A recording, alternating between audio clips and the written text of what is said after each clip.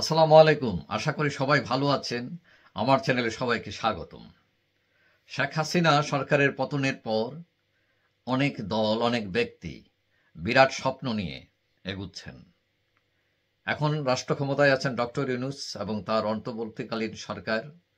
এই সরকার হয়তো দীর্ঘদিন থাকতে পারবে না। তাদেরকে নির্বাচন দিতে হবে এবং নির্বাচন দেওয়ার পর যেহেতু আওয়ামী লীগ মাঠে নাই, সেহেতু এই সুযোগকে কাজে লাগিয়ে কারা রাষ্ট্র ক্ষমতায় যাবেন এটা নিয়ে দৌড় শুরু হয়েছে।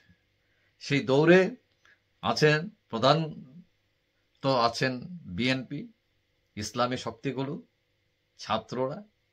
এখন কথা হচ্ছে যে এইসব দলগুলো যদি ক্ষমতায় যায়, কারা যায় এবং তাদের কোন নেতা প্রধানমন্ত্রী হবেন, হওয়ার সম্ভাবনা বেশি, এটা নিয়ে একটু কথা বলি। এখন যে পরিস্থিতি মনে হচ্ছে যে বিএনপি ক্ষমতায় যায় অবস্থা।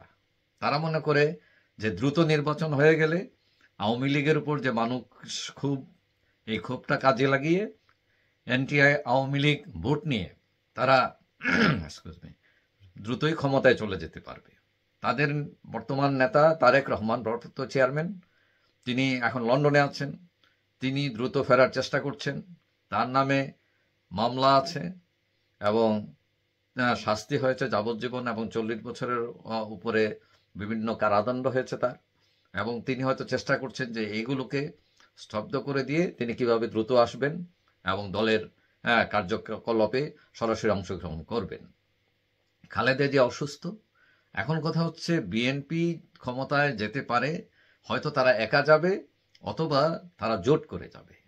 তবে অনেকেই মনে করেন এবার জোটের প্রতি তারা খুব একটা হয়তো বেশি আগের মতো অত ইন্টারেস্ট দেখাবে না। কারণ যেহেতু আওয়ামী লীগ মাঠে নাই, সেহেতু তারা এককভাবে নির্বাচন করে জিততে পারবে, এই ধরনের একটা কনফিডেন্স আছে। কিন্তু আবার অনেকে মনে করেন নির্বাচনে আওয়ামী লীগকে বাদ দেওয়া যাবে না।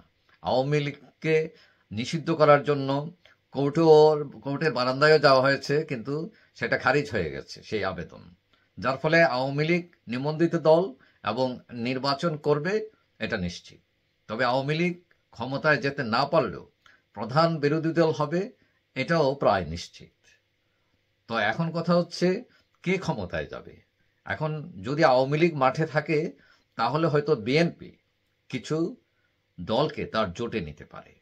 এখন জোটে নিলেও প্রধানমন্ত্রী মতো পদ তারা অবশ্য কাউকেই দিবে না। তাহলে বিএনপি যদি ক্ষমতায় যায় তার জোট নিয়ে, তাহলে কে প্রধানমন্ত্রী হতে পারেন? এখানে প্রশ্ন হচ্ছে হয় খালেদা জিয়া, না হয় তারেক রহমান। এখন কথা হচ্ছে খালেদা জিয়া অসুস্থ, তবে অনেকেই মনে করেন যে তারেক জিয়ার চেয়ে খালেদা জিয়া অনেক পপুলার, তার অভিজ্ঞতা বেশি এবং তারেক জিয়ার বিরুদ্ধে তার দলের ভিতরও কিছু মানুষ আছেন যারা তারেক জিয়াকে হয়তো পছন্দ করেন না বিভিন্ন কারণে। তো সেক্ষেত্রে খালেদা জিয়াই হচ্ছে প্রথম চয়েস, কিন্তু তার স্বাস্থ্যের যে অবস্থা, তিনি হয়তো প্রধানমন্ত্রী নাও হতে পারেন বা তিনি ইন্টারেস্টেড নাও হতে পারেন।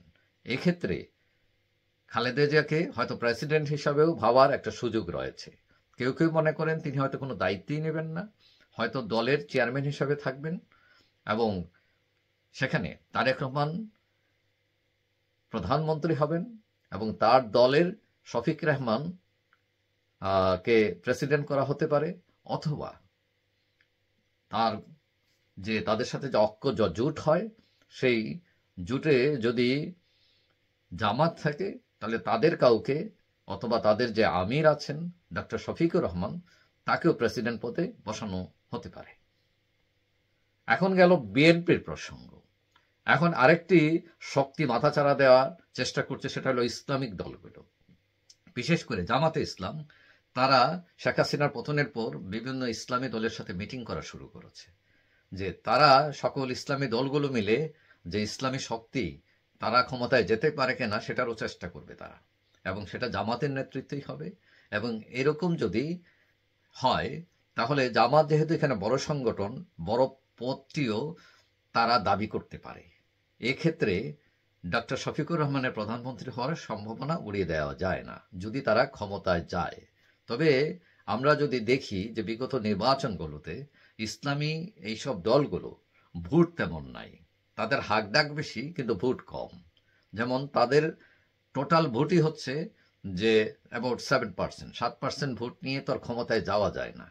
সো তাদের ক্ষমতায় যাওয়া, হয়তো যদি তার পপুলারিটি বাড়েও, যে 7% হয়তো 10% চলে গেল। কিন্তু আওয়ামী লীগ, বিএনপি তাদের জনপ্রিয়তা 32-40% তাদের জনপ্রিয়তা, ভোটের জনপ্রিয়তা। তো এদের শক্তির সাথে এরা পারবে এককভাবে বা ইসলামী দলগুলো এক হয়ে ক্ষমতায় জেতাবার সম্ভাবনা খুবই কম।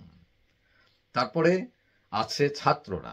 ছাত্ররা নতুন সংগঠন করবে বলে অনেকেই মনে করেন, এবং ছাত্ররা ডক্টর ইউনূসের তত্ত্বাবধানে আছেন এখন, এবং তারা যদি দল করে তৃতীয় শক্তি হিসাবে তারা মানুষের কাছে যেতে পারবে।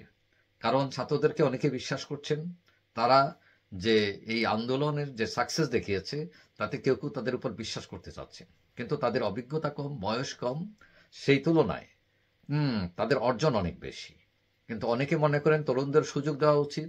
এখন তৃতীয় শক্তি হিসাবে যদি তারা দাঁড়িয়ে যায়, তাহলে তাদের মধ্য থেকে কে প্রধানমন্ত্রী হবেন? অনেকেই মনে করেন এই রকম পরিস্থিতি সৃষ্টি হলে ছাত্ররা নিজেরাই প্রধানমন্ত্রীর পদের দাবিদার হয়ে উঠবে।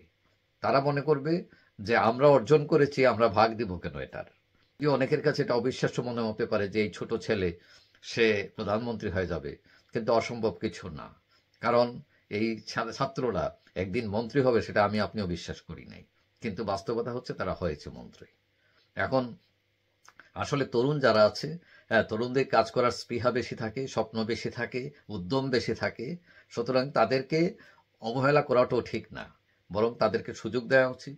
এখন কথা হচ্ছে যেই প্রধানমন্ত্রী হন না কেন, তারেক জিয়া বলেন, খালেদা জিয়া বলেন, ডক্টর শফিকুর রহমান বলেন, যাকেই বলেন না কেন, কথা হচ্ছে রাষ্ট্র গঠনে যেই যাবেন তারই অনেক কাজ সামনে, অনেক চ্যালেঞ্জ, এবং সেটা অতিক্রম করে তারা দেশপ্রেম দেখাবেন এবং দেশের মানুষের স্বপ্ন পূরণ করবেন। যাই হোক, সবাই ভালো থাকবেন। আশা করি দেখা হবে অন্য কোনো